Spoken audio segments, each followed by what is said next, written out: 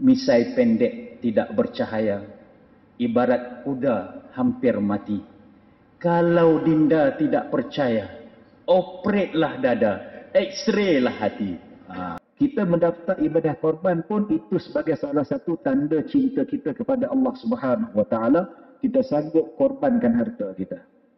Ada orang dia tak sanggup korban 800,500, mahal sangat. Baik aku simpan duit. Di sini nampak jelas dia lebih cintakan hartanya berbanding Allah Subhanahu Wa Taala. Kita tak rasa betapa kerennya ibadah itu. Tak sampai ke dasar hati kita atau tangkai jantung hati kita tak berdetak dan kata betapa haji sangat hebat, korban sangat hebat. Amat malang kalau aku tak ada rasa nak pergi balik bagi yang belum menunaikan haji, dan amat rugi bagi yang telah menunaikan haji tapi tak ada perasaan untuk terus berdoa, ya Allah, haji yang aku lakukan pada tahun 2011, 2013, tak kiralah tahun bila, ya Allah terimalah, ya Allah. Setiap kali musim haji dia mengulang untuk berdoa supaya amalnya diterima oleh Allah. A'udzu billahi minasyaitonir rajim. Tajuk yang diberi kalau dah cinta. Kalau benar dah cinta, kan, tanda tanya. Jadi tuan-tuan dan puan-puan sekalian ni, ada lagi tak perasaan cinta dalam diri tuan-tuan? Tuan Haji ada lagi tak? Ada, insya-Allah. Dan inilah cinta yang perlu dibaca, yang perlu dipupuk. Kalau cinta antara manusia dengan manusia ataupun makhluk dengan makhluk, tidak dapat lari daripada perasaan hawa nafsu. Sebab itu bila kita kata cinta, sayang, kasih, rindu, dendam, semuanya bergantung kepada hati nurani kita yang tidak asing dan tidak lari daripada perasaan hawa dan nafsu. Cinta kita kepada isteri kita, pada suami kita, tidak lari daripada perasaan hawa dan nafsu. Cinta kita kepada harta benda tidak lari daripada perasaan hawa dan nafsu. Sebab itu P. Ramlee ada buat filem Tiga Abdul 1964. Dia menggambarkan bagaimana Hamidah, Rafidah dan Qasidah yang diarahkan oleh bapaknya Tuan Sadiq Sigaraga supaya pergi mengorat tiga orang hartawan. Tiga orang hartawan, Abdul Wahid, Abdul Wahab dan juga Abdul Wahhub. Kan, bagaimana tiga orang anak dara disuruhkan oleh bapa dia pergi mengorat, menzahirkan rasa cinta. Saya teringat satu pantun itu, dalam forum saya rajin guna pantun ini. Apabila Rafidah yang dilakonkan oleh Dayang Sofia pada ketika itu pergi nak mengorat Abdul Wahid yang dilakonkan oleh S. Kadarisman. Dia masuk ke dalam kaki, dia langkahkan kaki masuk ke dalam kedai Abdul Wahid. Terus dia mengorat. Dia kata, saya datang ni sebab saya tidur malam tak boleh, kan, asyik terkenang-kenang kepada kanda Abdul Wahid. Lepas tu Abdul Wahid pun balas balik, dia kata, kanda lagi dahsyat. Dia kata, makan tak lalu, tidur tak basah, mandi tak kenyang. Itu dialog dia, bukan silap ya. Itu dialog dia, kata, tidur tak basah, mandi tak kenyang. Sebab terkenangkan Dinda, sehari dua ni macam kapal nak masuk dok, dia kata. Kan lepas tu Dayang Sofiah kata, alah kanda ni tipulah, borak ajalah. Terus S. Kadarisman pun pantun. Misai pendek tidak bercahaya, ibarat kuda hampir mati. Kalau Dinda tidak percaya, operetlah dada, x-ray lah hati. Kan? Itu sebab apa? Sebab nak membuktikan rasa kasih, rasa rindu dan rasa sayang di antara manusia, sesama manusia. Kalau tak percaya, operate dada kita. Kan kita, isteri kita kan kadang-kadang kan tak berapa percaya sangat. Bukan tak percaya tu bukan dia ni, sebab dia rasa kasih dan rasa sayang. Tambah-tambah lebih berumur ni, kita tahu macam Ustaz Zul Ramlee kan. Dia datang ke sini tinggal isteri dia kan. Abang ni betul ke nak pergi forum ni? Kenapa tiap-tiap malam forum? Tapi time forum nampak pula online WhatsApp tu. Kan betul. Dia bukan tak percaya, tapi dia nak menzahirkan bahawa dia masih lagi ada perasaan kasih dan sayang. Lepas tu Raja Sofiah, Dayang Sofiah kata apa? Kanda ni borak saja. Kan, jikalau kaki tersadung batu, jatuh terhumban muka ke tanah. Orang lelaki selalu begitu. sumpah selalu, janjinya tak pernah. Kan. Kaki bukan sebarang kaki. Kata Abdul Wahid. Kaki diorder dari Egypt. Kan. Lelaki bukan sebarang lelaki. Ini lelaki Abdul Wahid. Kan. Nak membuktikan bahawa dia rasa kasih dan sayang betul-betul. Tapi yang kita nak bincang malam ni tuan-tuan, kalau betul dah sayang, bagaimana perasaan sayang dan cinta kita kepada Allah Subhanahu wa taala perlu kita buktikan dengan kehadiran perasaan itu dari hati, tulus ikhlas hati. At-tasdiqu biqalbi wal iqraru bil lisan wal amalu bil jawarih bima jaa bihi Nabi sallallahu alaihi wasallam. Cinta kepada Allah ni dia tak sama cinta kita sesama makhluk. Cinta kepada Allah ini kita perlu ikhlaskan di hati kita. Kita perlu membenarkan dengan hati kita. Dan kita juga mengaku dengan lidah kita dan kita kena buktikan dengan perlakuan kita. Kita tak boleh main tipu-tipu. Kita tak boleh nak kata kalau tak percaya, operate lah dada, isra'ilah hati. Tak. Ahasiban nasu an yutraku an yaqulu amanna wa hum la yuftanun. Allah Ta'ala berfirman. Ayat yang kedua surah Al-Ankabut. Adakah manusia ini mereka menyangka hanya dengan berkata kami beriman, mereka akan ditinggalkan begitu sahaja, sedangkan mereka tidak diuji tentang keimanan mereka. Kisah Nabi Ibrahim alaihissalam. Bagaimana diuji oleh Allah Subhanahu wa Ta'ala. Bercita-cita, berazam dan bersungguh-sungguh berdoa kepada Allah untuk mendapat zuriat ketika mana usianya yang semakin lanjut. Lalu Allah Ta'ala kurniakan zuriat, datangkan perasaan kasih, sayang, cinta, rindu kepada zuriatnya, yakni Nabi Ismail alaihissalam. Dan ketika mana cinta, kasih sayang kepada anak endanya begitu memuncak, Allah Ta'ala perintahkan supaya dikorbankan anak endanya itu. Nabi Ibrahim buat tak? Nabi Ibrahim buat. Walaupun dia rasa kasih dan rasa sayang kepada anaknya itu sangat kuat, tetapi jika Allah Ta'ala yang mengarahkan, maka kasih cinta kepada manusia tidak dapat menandingi rasa kasih cinta kepada Allah Subhanahu wa Ta'ala. Jadi kita nak bincang pada malam ini dengan dua orang panel kita ini, bagaimana konsep ataupun falsafah ibadah korban itu sebenarnya adalah nak menguji kecintaan kita kepada Allah Subhanahu wa Ta'ala. Berapa harga korban? Satu bahagian di masjid di THO 800. Ya?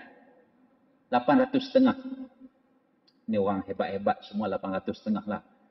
Macam kami di Putrajaya 800. Yang 400,5 dia munasabah, harga yang munasabah. Yang 800,5 munasabah. Dan kalau 800, kalau kita ada keupayaan tapi tak mampu lagi nak buat, tak mau buat, jadi bagaimana kita nak mengatakan kita kasih dan kita cinta kepada Allah Subhanahu wa Ta'ala. Baik, sebagai permulaannya, saya nak mula dah. Bila Dr. Syed buka air tuang tu, maksudnya dah lama saya bercakap, dia kata. Minta maaf ya. Saya moderator, bukan ahli panel.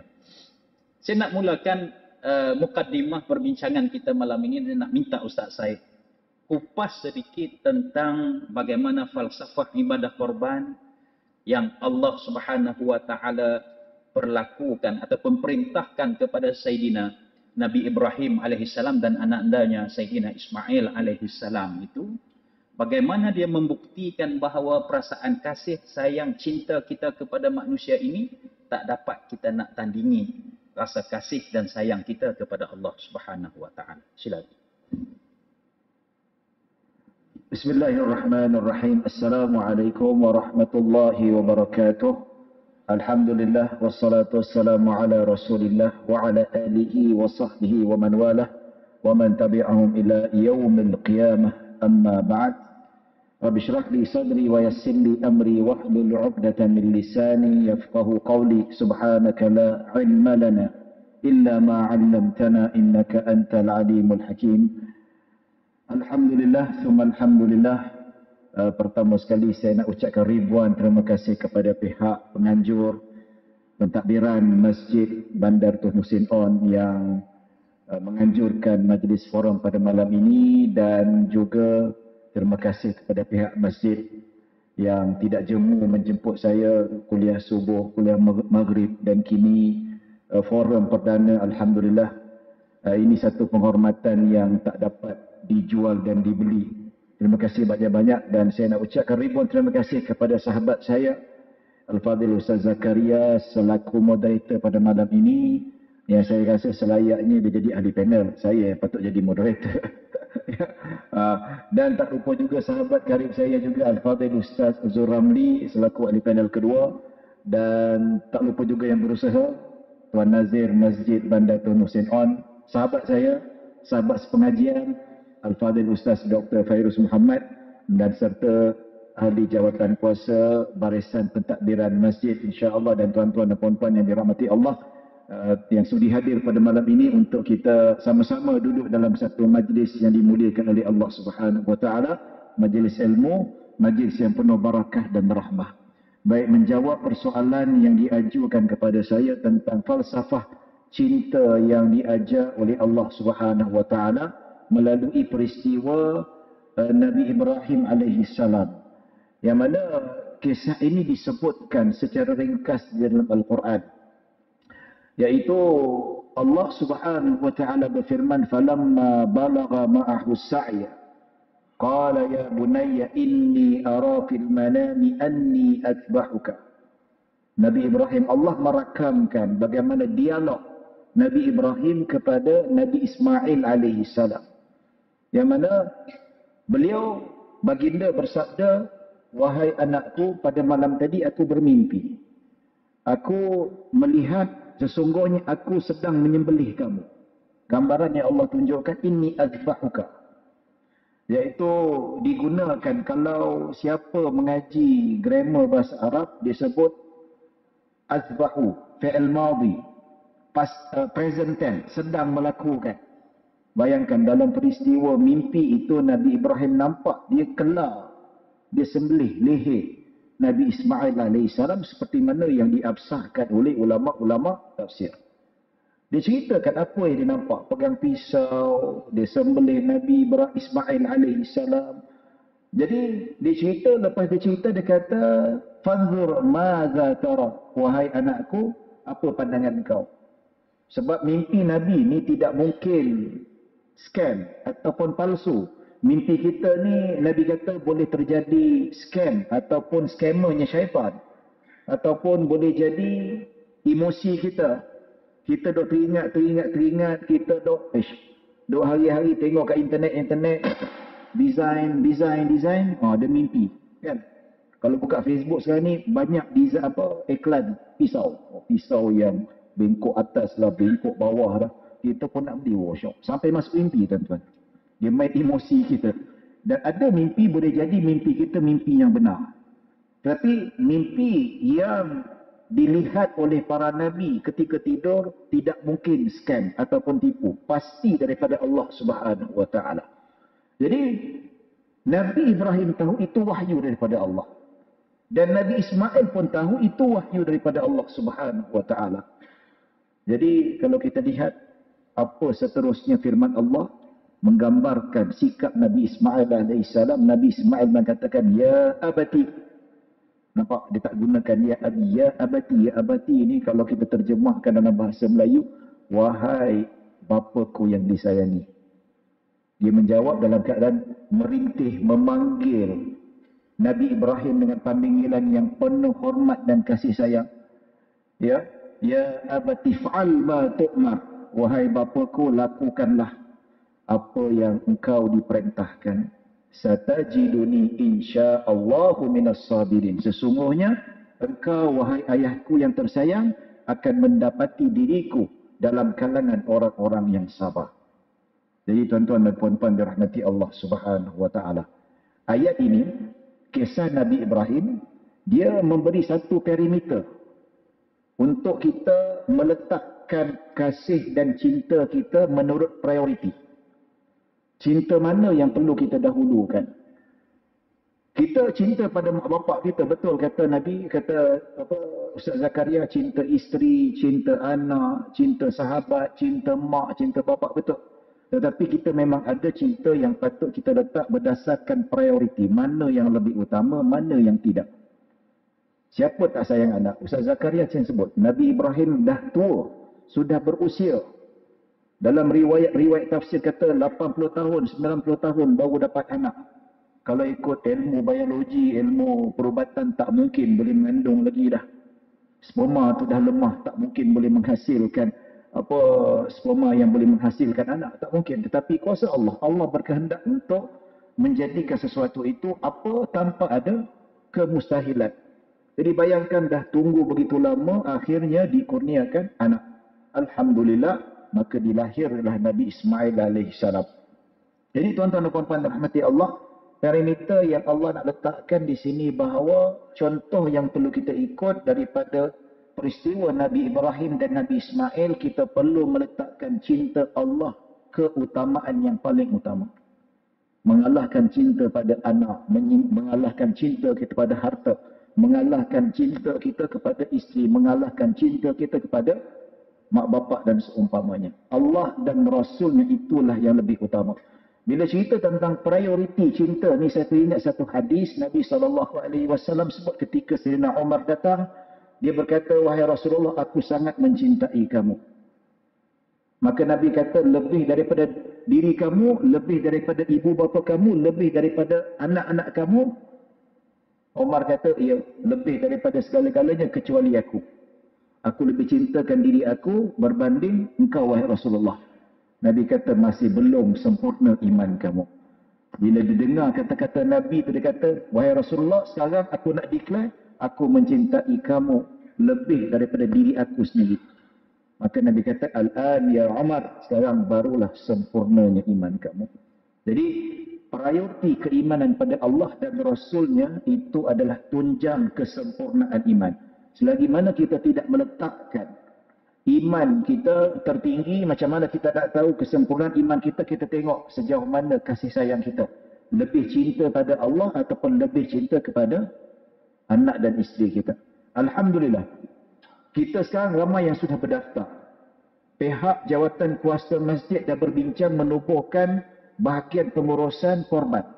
Dan ramai yang berdaftar, tuan-tuan.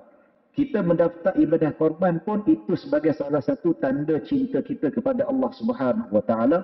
Kita sanggup korbankan harta kita. Ada orang dia tak sanggup korban, 800,500, mahal sangat. Baik aku simpan duit. Di sini nampak jelas dia lebih cintakan hartanya berbanding Allah Subhanahu Wa Taala. Yang keluar duit, yang invest duit, sanggup habis duit untuk korban.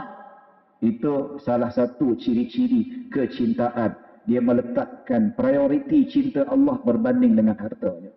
Jadi itulah tuan-tuan, macam mana kita nak menilai diri kita, kita lebih cintakan Allah berbandingkan diri kita. Kita bandingkan ketaatan dengan kesukaan kita, mana kita utamakan. Kalau kita tengok realiti, berapa ramai yang waktu subuh lebih suka tidur atas katil berbanding datang ke masjid. Itu dah nampak cukup dah. Dia lebih sayangkan dirinya berbanding cinta Allah Subhanahu Wa Taala. Kalau yang orang sayang pada Allah, dia tak kira lah mengantuk-ngantuk aku bangun solat subuh. Biarlah aku penat sekalipun. Yang penting aku utamakan panggilan Allah Subhanahu Wa Taala. Ini ada ciri-ciri perimeter yang ditetapkan oleh Nabi Ibrahim alaihissalam. Macam mana kita nak tahu kita lebih cinta Allah daripada family kita? Ya. Ada Tuan Haji ni Ustaz ya. Dia ni pergi masjid hari-hari, tapi bila tengok balik kampung, anak menantu, pakai baju ketat-ketat. Ya, tak pakai tudung, tak sembahyang dan sebagainya. Tapi bapa tak pernah tegur. Bapa kaki masjid. Ya. Tapi orang kamu kata, aku tengok lain macam lah family kau ni. Balik kampung pakai baju ketat, dengan menantu kau tak pakai tudung, anak perempuan kau jenis, dengan anak lelaki kau tak sembahyang dan sebagainya. Tegurlah sikit. Jangan diam aja, kau nak ahli masjid. Betul tak? Dia kata susah Tuan Haji. Payah.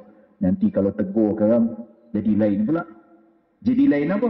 Nanti kalau aku tegur anak aku, nanti duit bulanan dia tak bagi. Dalam bulanan dia tak bagi, aku bukan ada pencen pun, bukan ada PF. Itu dia takut. Jadi dia lebih cintakan anak dia, lebih cintakan duit alonan bulanan berbanding cinta Allah Subhanahu wa taala. Bayangkan Nabi Ibrahim, bayangkan tunggu punya lama nak dapat anak Nabi Ismail alaihissalam, tiba-tiba kena suruh sembelih pula. Tapi Nabi Ibrahim tak kisah, tak apalah, hilang anak ke tepi, jangan aku hilang Allah Subhanahu wa taala.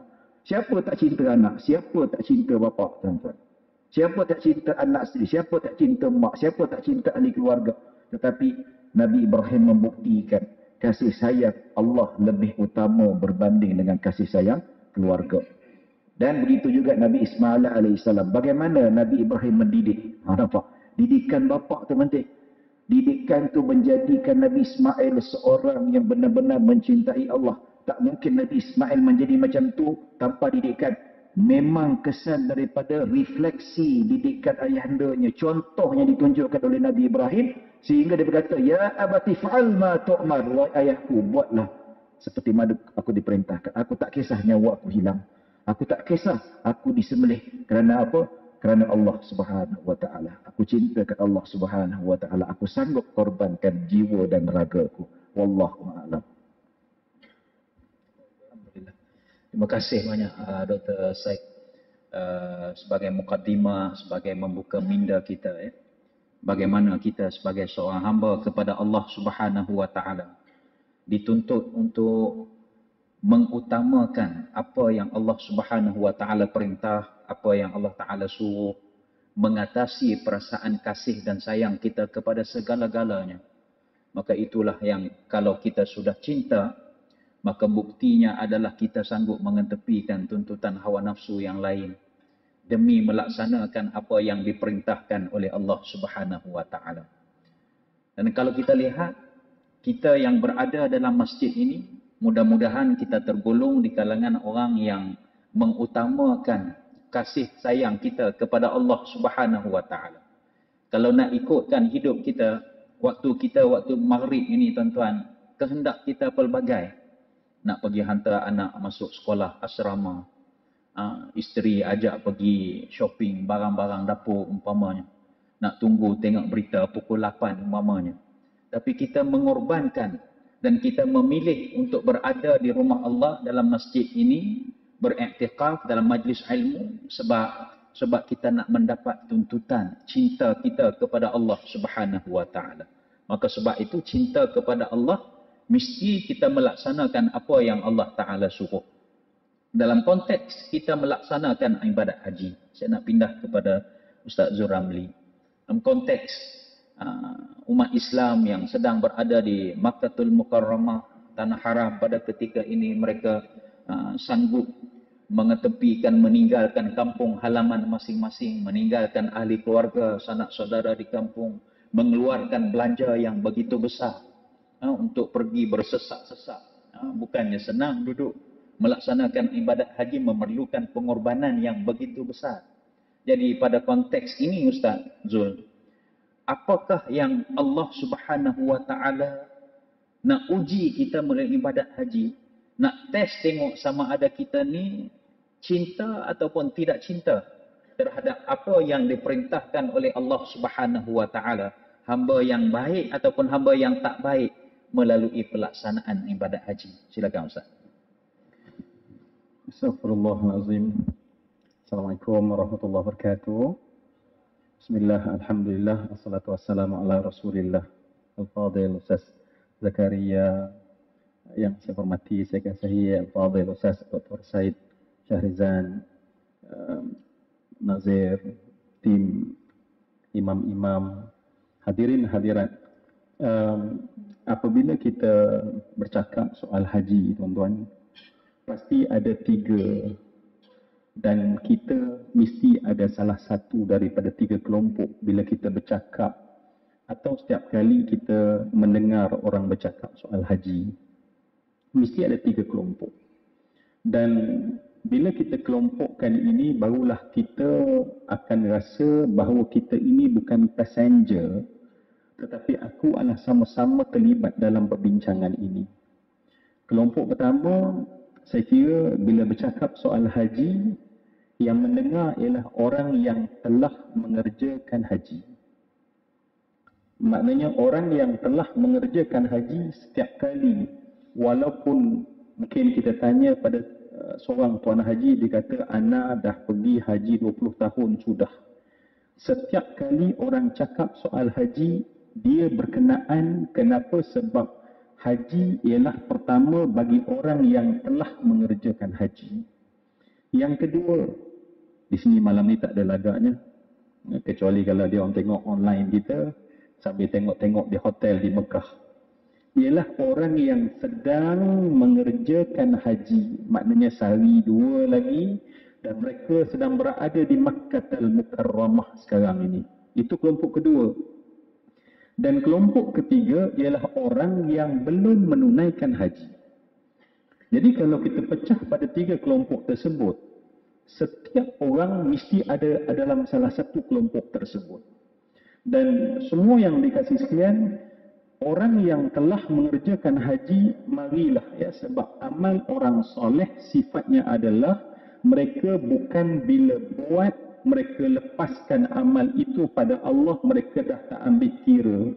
Tapi orang soleh bila mereka buat, walau dah 20 tahun mereka menunaikan haji, sampai hari ini mereka masih berdoa pada Allah, ya Allah, jadikanlah haji yang aku buat 20 tahun yang lampau hajjan mabrura, sa'yan mashkura, zamban maghfura, wa tijaratan lan tabura.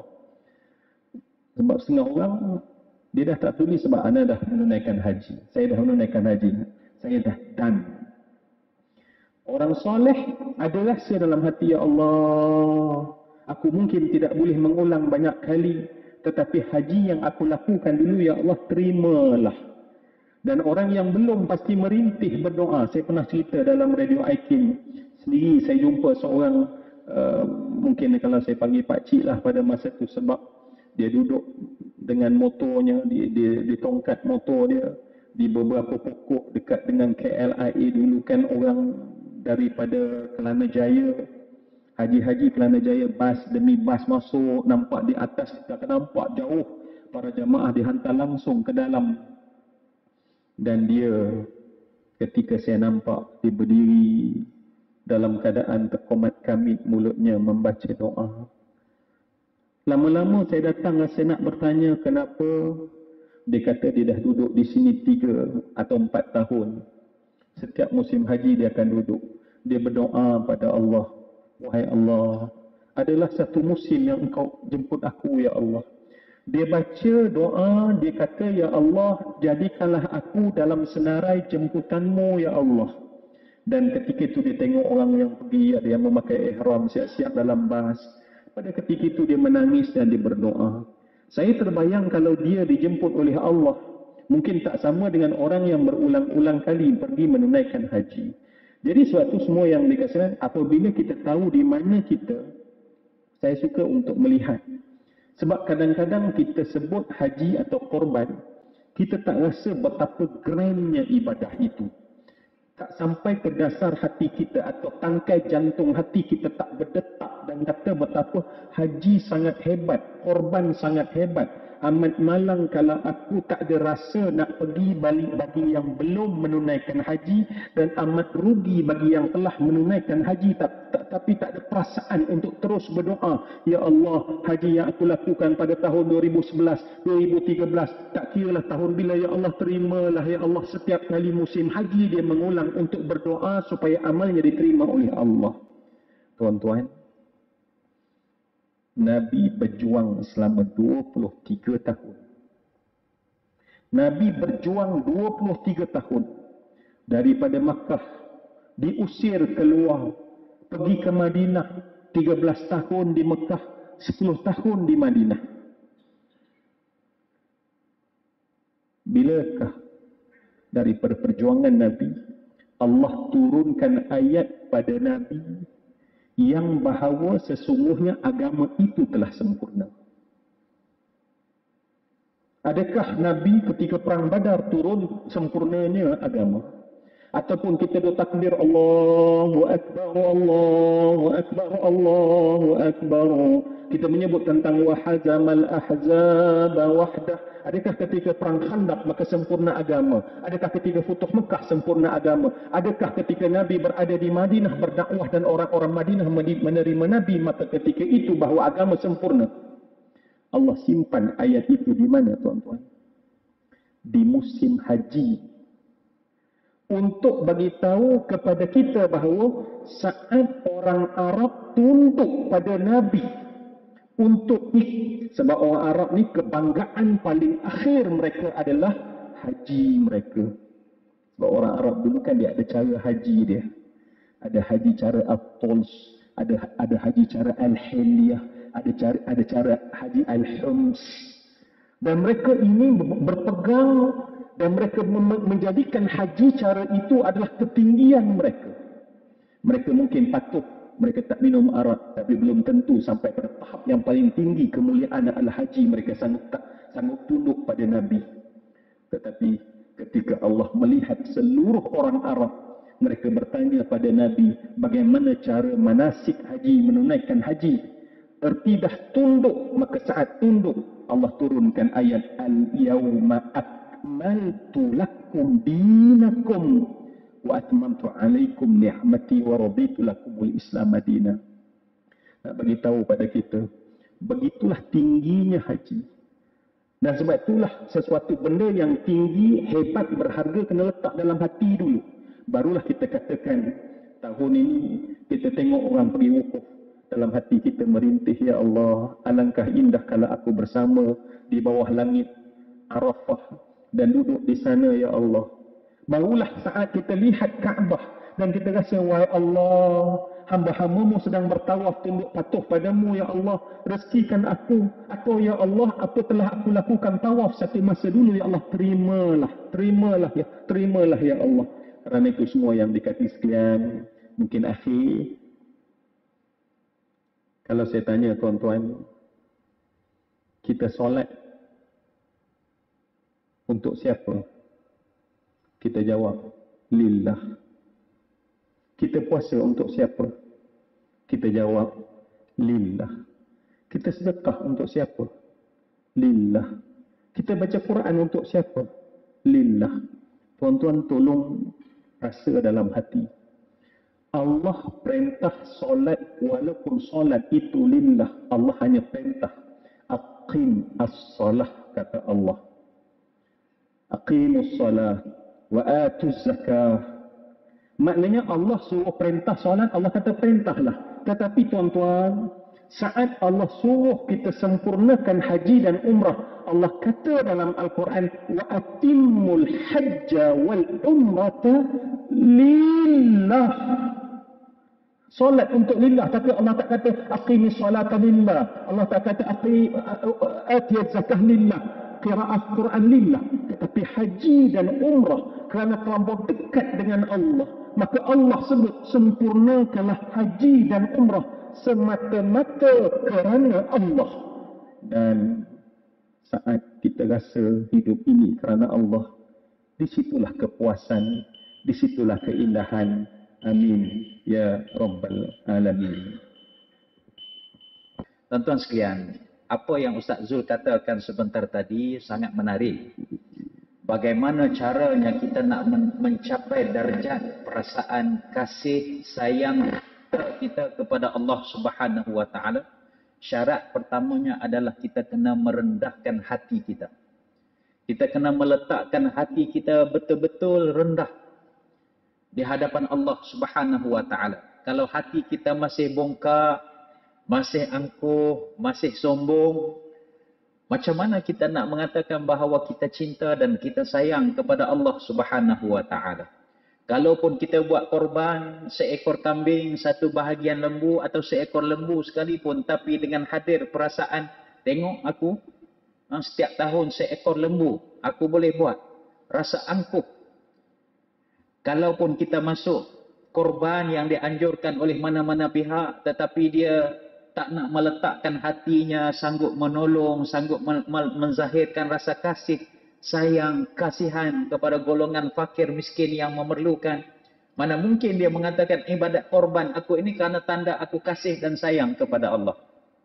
Sebab itu tuan-tuan, ibadat haji mengajar kita bagaimana kita ini rasa kerdil di hadapan Allah Subhanahu wa taala. Kalau kita pergi buat ibadat haji dalam keadaan kita nak selesa, dalam keadaan kita nak bermegah-megah dengan keistimewaan, pada pribadi saya, kita belum nak capai darjat rasa kasih dan rasa cinta sebenar-benarnya kepada Allah. Pengalaman saya pergi haji Ustaz Zul 2 kali. Kali pertama Dr. Said atas jemputan Khadimul Haramain. Ustaz Said mungkin ada peluang pergi. Saya pun pergi itu bukan apa sebab kebetulan ketua pengarah JAKIM tak dapat pergi. Dia minta saya pergi. Pergi haji, buat haji 11 hari saja. Semuanya ditanggung oleh kerajaan Arab Saudi. Dan duduk pula di hotel yang mewah. Tempat kita berwukuf disediakan dengan keselesaan. Tempat kita di Mina nak pergi melontar jamrah dekat dalam 200-300 meter sahaja daripada tempat kita menginap. Kali kedua saya pergi dengan muassasah. Tuan-tuan, rasa keseronokan melaksanakan ibadat haji lebih dirasai ketika mana kita berada dalam kesusahan. Duduk berhimpit-himpit di Padang Arafah, di Mina 3 hari tuan-tuan, kita pergi masuk ke dalam khemah. Kita cari tempat kita tak ada. Tuan-tuan pun mungkin pernah ada pengalaman pergi haji kan. Tabung haji bagi satu khemah yang 20 kali 20 itu 40 orang. Berapa orang? 60 orang duduk dalam tu. Tuan-tuan bayangkan, kita sampai lambat, kawan-kawan lain dah sampai dah duduk. Kita nak duduk, nak tidur di mana pun tak tahu. Kan kita nak duduk sebelah tu, kawan tu buat kembang badan ya kan. Kita tahulah dia tak bagi nak duduk sebab dia pun dah sempit dah. Bila kita nak duduk situ dia pun buat kaki besar lagu tu, kita kata ish tahu mana. Kan? Pergi mengadu dekat pegawai tabung haji, kata ustaz, kat sini kata tak ada aduan apa-apa dah. Duduk kat situ, situlah duduk. Nak tidur macam mana? Terpulanglah kat situ. Kat situ baru kita tahu hang pengurusi forum perdana ke, hang pegawai kerajaan ke, pangkat datuk ke, apa ke, doktor ke. Kalau pergi ke situlah kedudukan kamu. Rasa rendahnya diri kita tuan-tuan, barulah kita rasa ya Allah, Allah nak didik kita.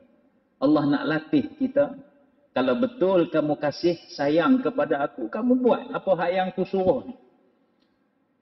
Ini bagaimana ibadat haji mengajar kita tentang rasa kasih sayang kita kepada Allah, kita sanggup buat.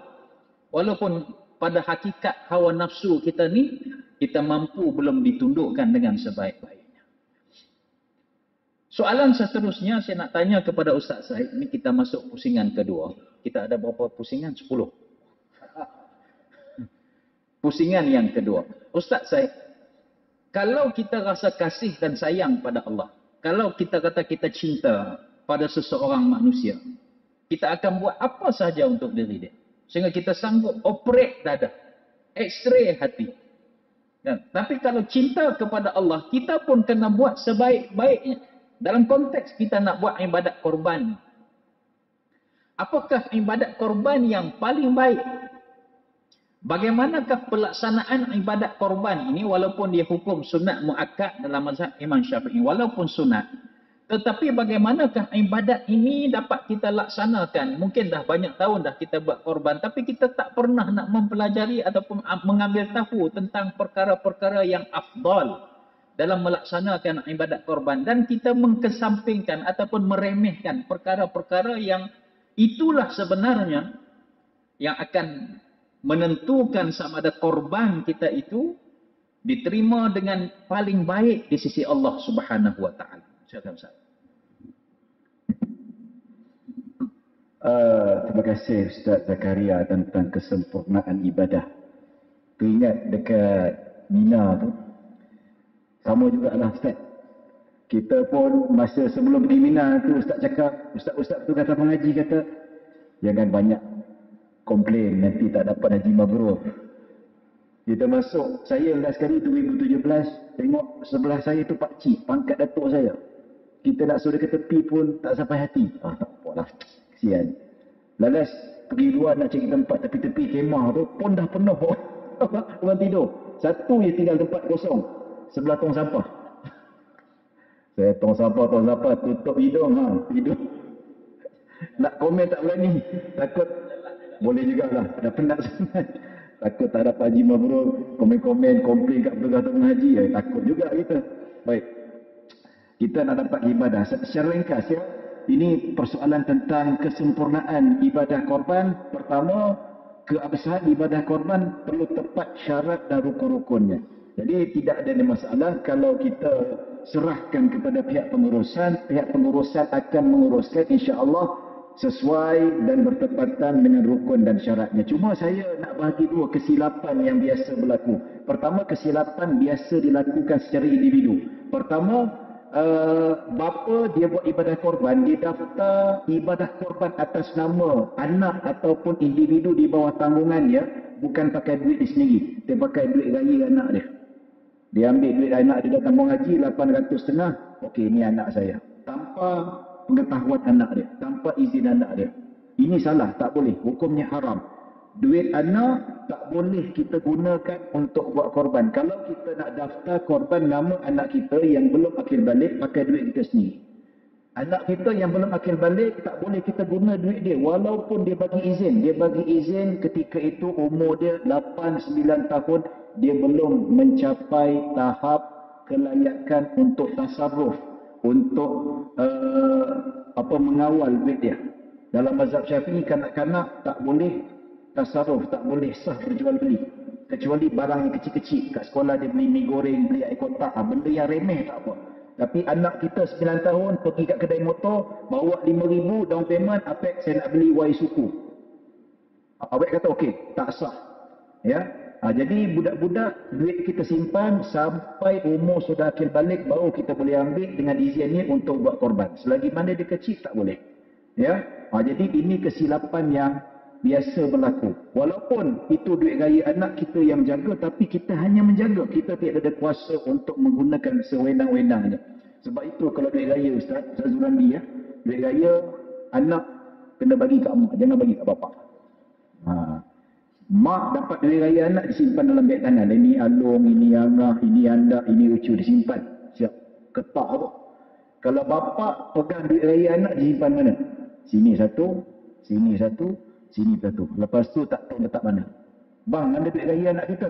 Tak tahulah, tersilap letak mana. Rupanya dah isi minyak dah. Yang paling teruk dah beli rokok dah. Sebab tu duit raya jangan bagi bapak. Bagi kat mak simpan, nanti mak masuk ke dalam tabung haji. Itu kesalahan pertama. Dan kedua, kesalahan orang yang buat ibadah korban ini, dia nak buat ibadah korban untuk orang yang masih hidup tapi tak minta izin. Itu salah. Ada seorang hamba Allah, dia mengadu pada saya, dia dah buat 3-4 tahun, dia duduk dekat Lembah Kelang. Mak bapak dia dekat Kuala Terengganu. Dia buat ibadah korban untuk mak bapaknya 3-4 tahun tanpa memaklumkan dan tanpa minta izin. Dalam mazhab Syafi'i dan mana-mana mazhab pun menyatakan kalau kita buat ibadah korban untuk orang yang masih hidup tanpa keizinannya, ibadah korban tu tak sah. Contoh saya nak buat untuk Zuramli dan Ustaz Z telefon. Dia boleh tak Ustaz Zuramli, Ustaz Z saya nak beli 2 bahagian, letak nama Ustaz Zuramli dengan Ustaz Z. Boleh tak? Ustaz Z kata terima kasih, tahun keladi, tahun depan Ustaz Z buat lagi. Dia bagi izin, okey. Ni buat senyap-senyap. Saya kata macam mana Ustaz, 3-4 tahun lalu saya daftar 2 bahagian mak bapak saya tanpa pengetahuannya. Saya kata ikut manual, ikut buku tak sah lah. Ya. Tapi macam mana Ustaz? Saya cakap sekadar manual. Kenapa tak minta izin? Dia kata saya tak nak minta izin Ustaz sebab kan Nabi kata sedekah tangan kanan, tangan kiri tak perlu tahu. Saya kata itu sedekah, korban lain. Oh, ya tak ya juga. Korban ni kita nak buat ibadah orang lain, kena minta izin dia. Yang tak perlu minta izin kalau individu berada di bawah tanggungan. Macam contoh, saya nak buat ibadah korban untuk anak saya dan isteri saya. Pakai duit saya. Saya tunggu daftar saja. Tanpa perlu minta izin, sah. Sebab di bawah tanggungan saya. Sama juga konsep dengan zakat fitrah. Zakat fitrah untuk anak isteri saya, tak perlu minta izin. Saya pergi dekat Amir, terus bayar. Tapi kalau nak bayar zakat fitrah untuk Ustaz Dr. Fairuz, saya kena minta izin. Sebab dia bukan tanggungan saya. Dr. Fairuz boleh tak? Anak tahun ni belanja hantar zakat fitrah? Oh boleh, no problem, saya bayarkan. Baru sah. senyap bayar kan tak sah, tak gugur kewajipan zakat fitrah tu. Itu dua kesalahan yang biasa, common pengalaman saya. Dan kedua, kesalahan daripada pihak pengurusan. Ini kat sini mungkin tak berlaku, tapi mungkin berlaku dekat Nigeria. Tapi ini biasa berlaku. Pertama, pihak pengurusan tidak memperuntukkan daging untuk fakir miskin. Ada satu surau, saya pernah nak daftar, saya kata saya nak daftar untuk dua bahagian, saya dan isteri saya. Lepas tu sebelum saya dah daftar, saya tanya, macam mana urusan agihan daging korban, ada tak pihak pengurusan memperuntukkan setiap bahagian ataupun ekor untuk fakir miskin? Juru daftar kata, tak tahulah encik. Kami biasa main bagi je. Kami tak ada tetapkan asingkan untuk fakir miskin. Kami bagi pada penduduk kampung. Saya kata, macam mana kamu tak peruntukkan untuk fakir miskin sedangkan itu wajib? Kalau tak sah ibadah korban. Sedangkan itu perlu kita cakna. Dan kalau kita bagi seluruh penduduk kampung, dibuat-buatnya tak ada seorang fakir miskin, ada bahagian yang tak kena, tak ada bahagian diberi pada fakir miskin, tak sah ibadah korban. Itu kena pastikan. Katakanlah satu ekor lembu, pastikan ada portion untuk fakir miskin. Sekurang-kurangnya untuk satu bahagian, satu kati ataupun setengah kilo. Katakanlah seekor lembu, lebih kurang ada 70 kilogram. So ambil setiap satu bahagian, ataupun ambil seekor lembu tu setengah kilo untuk 7 bahagian. Semua sekali berapa? 3,5 kilo. So 3,5 kilo asingkan, ini untuk fakir miskin kawasan Bandar Tun Hussein ataupun di kawasan Jeras. Yang itu yang tak boleh bawa keluar. Dia macam zakat juga. So itu kena cakna, kena asingkan siang-siang, lepas tu nak bagi orang kaya ke, nak bagi orang miskin ke, nak apa ke, uruskan. Itu syarat sah ibadah korban. Kalau tak sah. Dia jadi sedekah biasa. Dan kedua, pihak pengurusan mengambil daging korban tanpa izin daripada pihak pengurusan. Ini bukan pengurusan tapi tukang lapah, pekerja yang masuk dalam poket. Kes dekat kampung saya, dekat Kajang, dululah masa zaman saya bujang-bujang dulu tu, ada kes sekali tu peha hilang habis. Bila tanya, kenapa pintu ada orang jaga? Kenapa lepas daging hilang? Satu peha tu tuan-tuan. Rupanya dia pergi kat pagar, dia tolak sana tu bagi, ada member tunggu sana. Ini harta korban, harta ibadah. Daging biasa pun yang bukan korban tu pun haram kita mencuri, apatah lagi daging korban. Dahsyat betul ya. Dan saya semalam pergi dekat masjid, forum juga ceramah, dia kata kami tengok kecewa petugas-petugas masuk poket dan sebagainya. Dia bawa beg plastik hitam. Saya ingat beg plastik hitam Ramadan aja. Rupanya raya korban pun ada beg plastik hitam. Nak smuggle, nak apa? Nak seluduk bawa keluar. Ni la haula wala quwata illa billah. Ya. Dan ada kes ini berdasar pengalaman saya. Ada penduduk Korea datang dengan pengurusan, dia kata, okey, saya nak ekor lembu sebab saya dah tanya tuan punya badan. Peserta dia. Tuan Haji ni dia korban lembu ni, dia dah izinkan saya untuk ambil ekor. Bergaduh dengan pengurusan. Tuan-tuan, peserta, ini hukum fiqah. Hukum fiqah kita kena faham konsep wakalah. Tuan-tuan yang peserta dah mewakalahkan pihak masjid untuk menguruskan sembelihan dan agihan. So tuan-tuan sudah mewakalahkan kepada pihak pengurusan masjid untuk sembelih dan agihan, tuan-tuan tidak lagi kuasa. Yang menentukan kuasa agihan adalah pihak pengurusan. Kalau tuan-tuan nak agih sendiri, berapa banyak nak bagi kepada kawan kan, itu sembelih sendiri. Itu termeterai dalam akad. Jelas. Sembelihan, agihan, kita serahkan sepenuhnya pada pihak pengurusan. Kita tak boleh cakap, okey, itu lembu aku ambil lah ekor tu. No. Ini ada kebiasaan yang berlaku. So, trust pihak pengurusan, biar mereka bagi seadil-adilnya. Ketiga, menggunakan harta orang ramai untuk buat ibadah korban. Ada satu masjid dekat kawasan utara, dia beli 4 ke 5 ekor lembu pakai duit masjid. Untuk buat ibadah korban, dia letak setiap ekor 7 nama fakir miskin. Sampai dekat Jabatan Agama Islam Negeri. Jabatan Agama Islam rujuk kepada mufti negeri, mufti dia kata ganti balik 20,000 tu. Haram menggunakan tabung masjid untuk buat korban. Sebab duit orang ramai yang sedekah masjid bukan untuk korban tapi untuk pengurusan masjid dan kebajikan fakir miskin.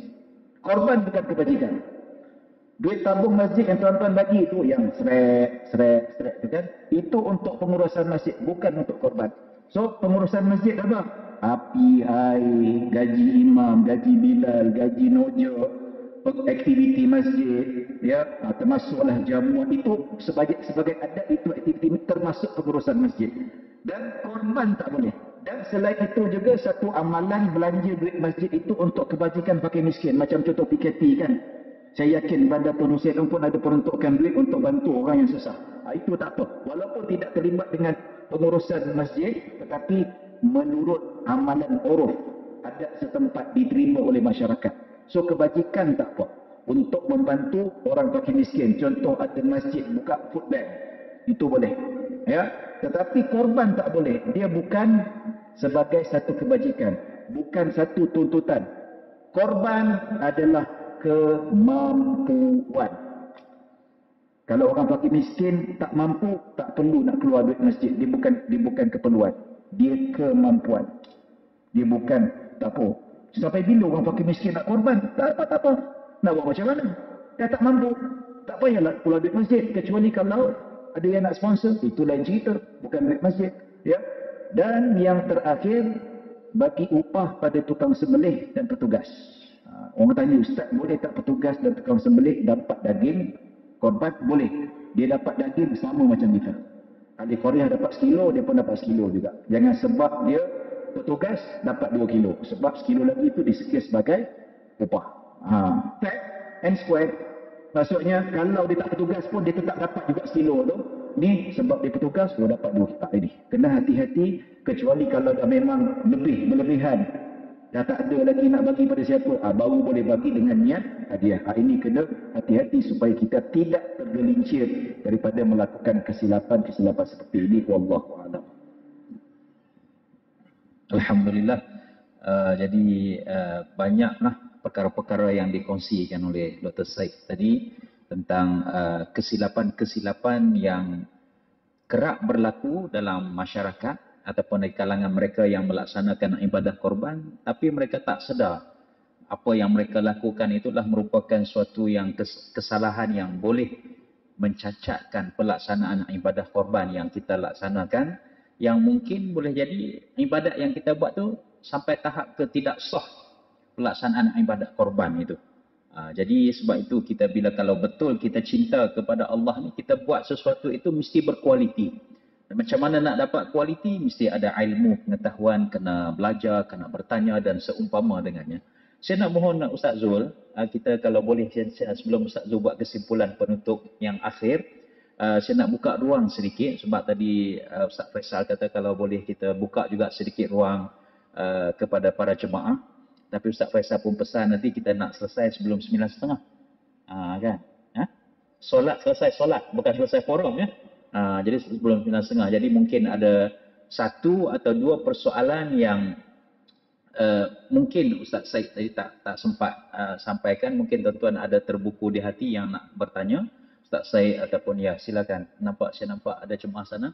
Kalau boleh berdiri sikit, kalau suara dia kuat boleh dengar sini. Kalau tak kuat pakai mikrofon bagi kuat, sama-sama jemaah dengar.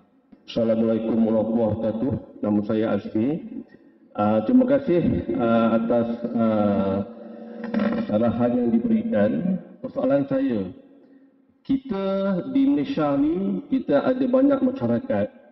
India, China dan orang Islam sendirilah. Tetapi apabila ada satu pihak daripada, especially daripada kaum India lah, mempertikaikan apa yang kita lakukan ni pada dia merupakan satu, orang kata apa, consider yang barbarik. Maksud barbarik ni maknanya anaya pada binatang. Sebab pada pandangan orang India, lembu ni merupakan binatang suci dia. Jadi dia mempertikaikan tindakan kita. Apakah cara kita nak mengatasi benda ni dan bagaimana kita nak respon kepada persoalan begini? Silakan. Terima kasih. Terima kasih. Ada soalan yang lain? Ya, mungkin saya ingat ni soalan yang kedua lah. Assalamualaikum. Nama saya Muhammad Akram. Saya bertanya tentang larangan memotong kuku dan juga rambut ketika hendak melakukan korban. Ada satu daripada hadis Nabi, barang siapa yang mempunyai binatang korban untuk disembelih, maka apabila terlihat anak bulan Zulhijjah, janganlah dia mengambil satu apapun, yakni memotong rambut ataupun kukunya sehingga dia selesai korban. Hadis riwayat Muslim. Saya nak tanya, saya berniat untuk melakukan korban untuk anak saya yang belum akil baligh lah. Jadi dia tak boleh potong kuku ataupun saya tak boleh potong kuku. Itu saja. Terima kasih. Saya jawab soalan lah. Jawab soalan ni mungkin saya boleh bantu. Pertama tentang orang Hindu yang tak puas hati kita buat ibadah korban. Kita ni hidup, kita dah 2023 dah, tak ada isu apa, kita hidup harmoni pelbagai bangsa dan agama. Kita boleh respect agama mereka, kenapa mereka tak boleh respect agama kita? Itu makanan kita, ibadah kita. Kalau mereka tak nak makan lembu, tak ada masalah. Kan? Orang Hindu dia tak makan lembu, dia kata Tuhan dia, dan sembelih lembu ni satu kezaliman. Tapi orang Hindu makan ayam. Boleh pula, tak zalim pada ayam. Dia kambing dia makan, tapi itu ayam apa, kambing tu mati sendiri, bunuh diri sendiri. Tak ada juga, you zalim juga dengan ayam, you zalim juga lembu. Come on lah, 2023 masih lagi nak fikir apalah tak hormat Tuhan kami dan sebagainya. Habis tu yang dipecahkan kelapa banyak-banyak, baik bagi kita buat masak lemak cili api. Lebih sedap kan? Ini bukan masalah kita, tak, kita hormat kepada rakyat Malaysia untuk mereka beramalkan kepercayaan mereka. Jangan, tak ada masalah. Yang duk bising ni minoriti. Majoriti mereka yang beragama Hindu boleh terima, tak ada masalah. Okey. Betul. Jangan kata orang Hindu yang contohnya segelintir yang tak puas hati dengan ibadah korban yang kita laksanakan. Yang Muslim pun 2x5 pun ramai juga. Sekarang ni trend orang Islam yang mereka gerakan-gerakan pencinta alam kononnya, dan trend non-Muslim, trend orang Muslim yang vegetarian pun dah ada dekat Malaysia ni tuan-tuan. You nak vegetarian, it's up to you lah, tak ada masalah. Ya, maksudnya secara peribadi disiplin diri, saya tak nak makan daging sebab saya tak apa, terserah pada kamu. Tapi jangan sesekali mengharamkan benda yang dihalalkan oleh Allah sebab ikut selera you, ikut you punya ideologi. You nak vegetarian silakan. Tapi bila sampai nak membungkam syariat yang telah Allah tetapkan pada Zulhijjah dan hari-hari tasyrik sebab you vegetarian, sebab you pecinta alam, come on lah. Tak perlu nak sampai macam tu sekali. You nak perjuangkan apa sebenarnya? You Muslim ni nak perjuangkan falsafah vegetarian ke syariat Allah Subhanahu Wa Taala? Ni benda betul dekat Twitter.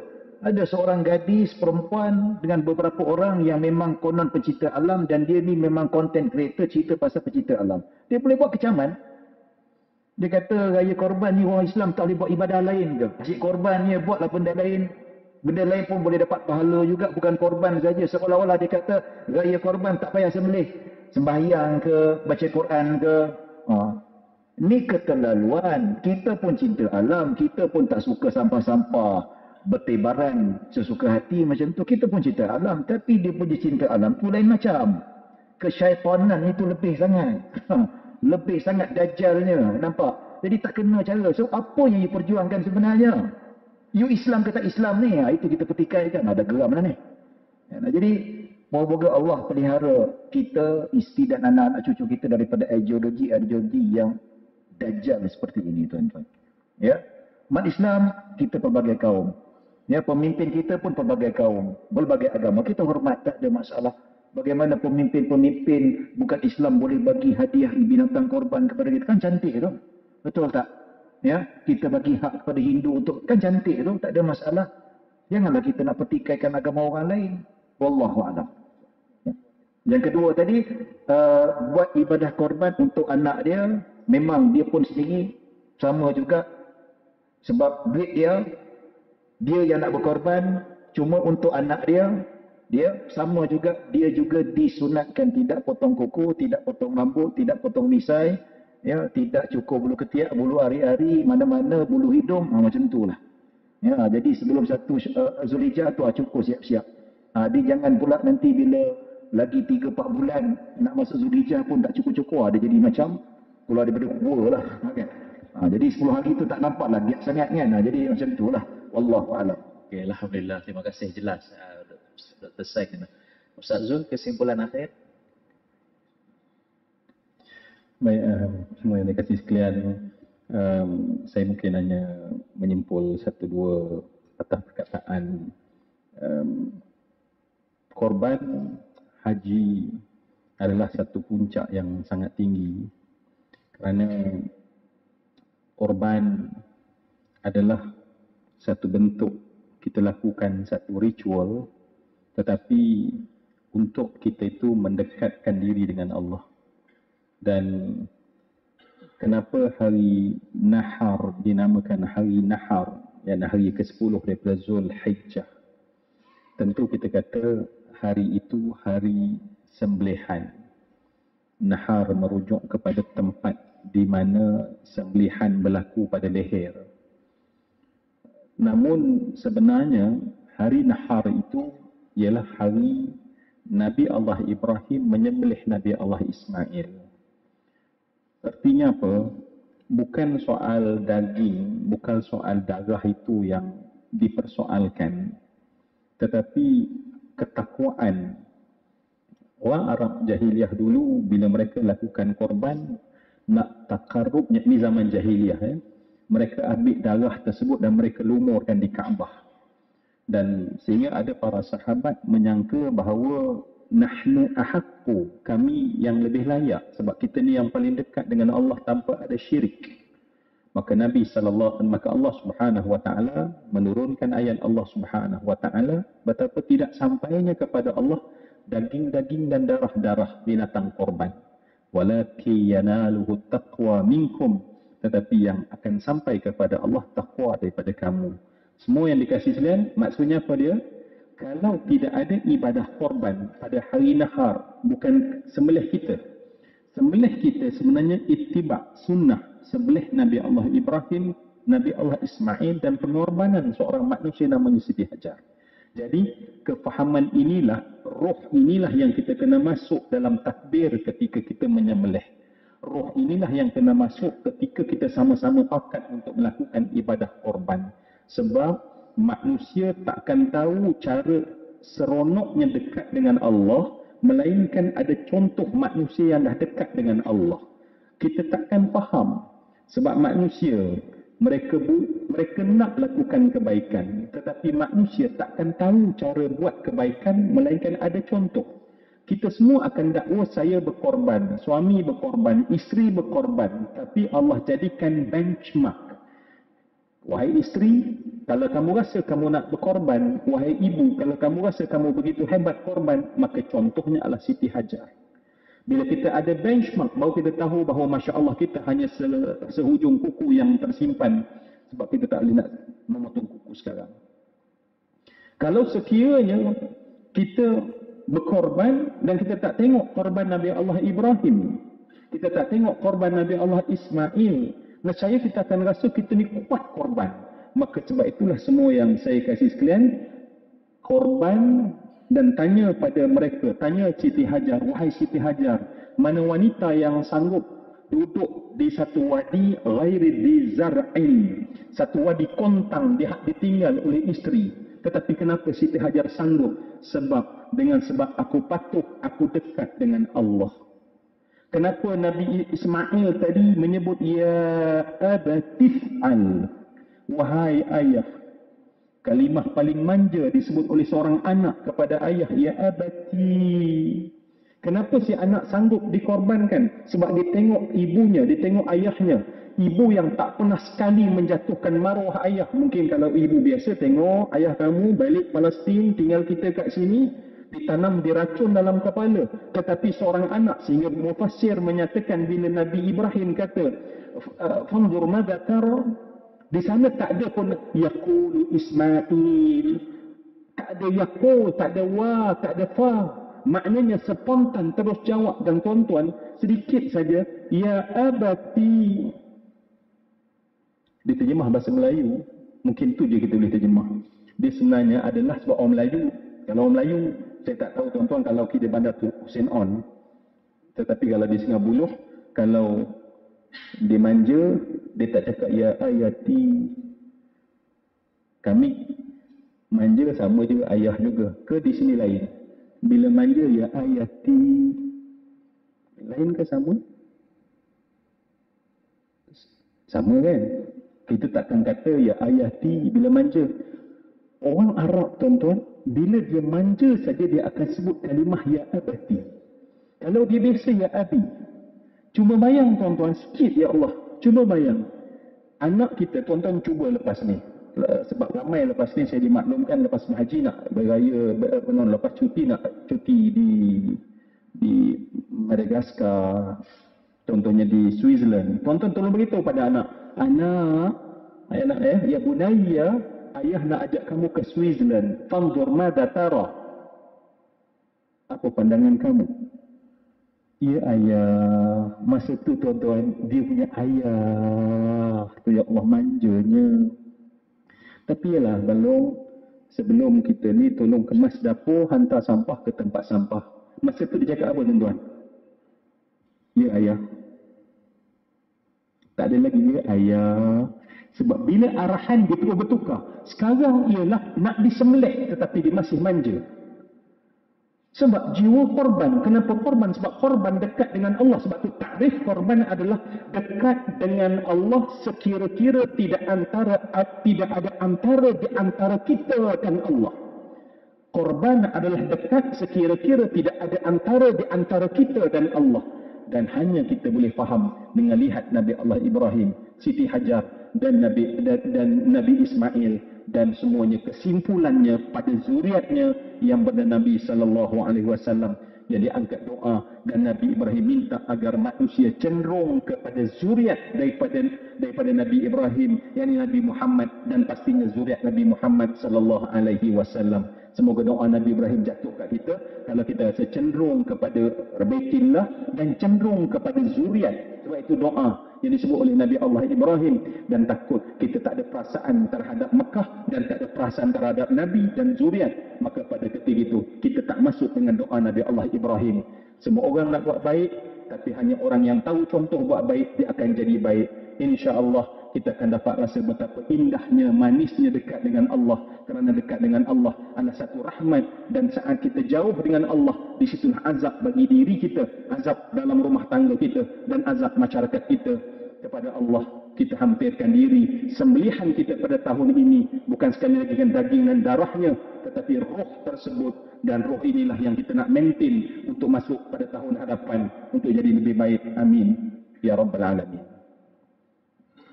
Terima kasih Ustaz Zul. Akhirnya, tuan-tuan dan puan-puan sekalian, kalau mukaddimah tadi saya mulakan dengan pantun si Rafidah kepada Abdul Wahid, ataupun Abdul Wahid kepada si Rafidah, saya nak tutupkan kesimpulan akhir forum kita pada malam ini, pantun Rafidah kepada Abdul Wahid. Kalau merpati sudah terpikat, jangan terlepas ikatan benang. Kalau hati sudah terpikat, lekaslah lekas masuk meminang. Itu versi 3 Abdul. Ini versi Ustaz Zakaria. Kalau merpati sudah terpikat, jangan terlepas ikatan benang. Kalaulah hati Allah rasa dekat, laksana syariat dengan jiwa yang tenang.